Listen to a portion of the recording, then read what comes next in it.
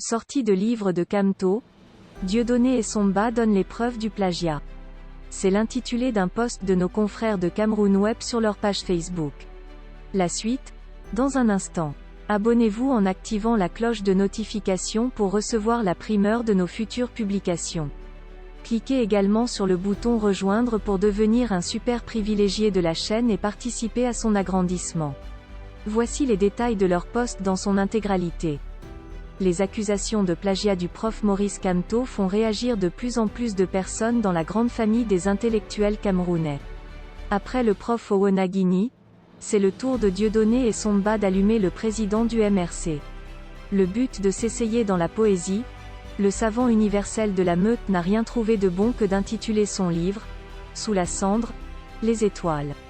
Aussitôt, un grand nombre de personnes se sont indignées, lui rappelant que ce titre est une inversion de celui d'un livre écrit par Marie-Josée Pascal, à savoir « Les étoiles sous la cendre ». Évidemment que les partisans de M. Kamto qui agissent toujours en meute ont engagé une résistance, estimant que plusieurs auteurs peuvent utiliser le même titre.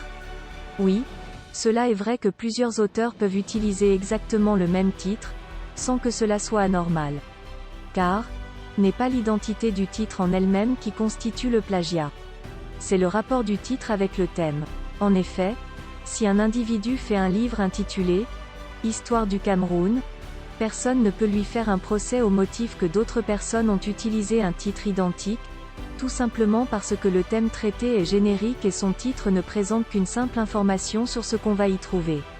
Mais si un individu fait un autre livre intitulé « Une voie de développement pour l'Afrique », la monnaie binaire, il est évident que c'est un plagiat, puisque nous sommes ici dans un domaine très spécifique, avec un titre qui ne se limite pas à une information sur un thème générique, mais annonce une nouvelle manière de traiter les problématiques du développement. Or, on ne peut pas jamais avoir une même annonce pour une même découverte par deux personnes différentes. Dans le cas d'espèce, le titre « Les étoiles sous la cendre » de Marie-Josée Pascal relève d'une grande originalité métonymique, dans laquelle les mots n'ont pas leur sens usuel, mais un sens symbolique spécifique à l'auteur.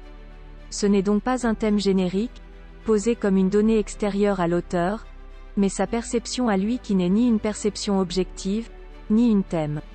Monsieur Kamto qui est un juriste ne saurait donc le reprendre, à moins de reconnaître qu'il a fait sien le symbolisme d'une autre personne, mais dans ce cas, il doit dire ouvertement « Les symboles de tels sont désormais les miens ». L'habitude est une seconde nature. On a beau se le dissimuler, la malhonnêteté apparaîtra toujours à travers les trous des oripeaux.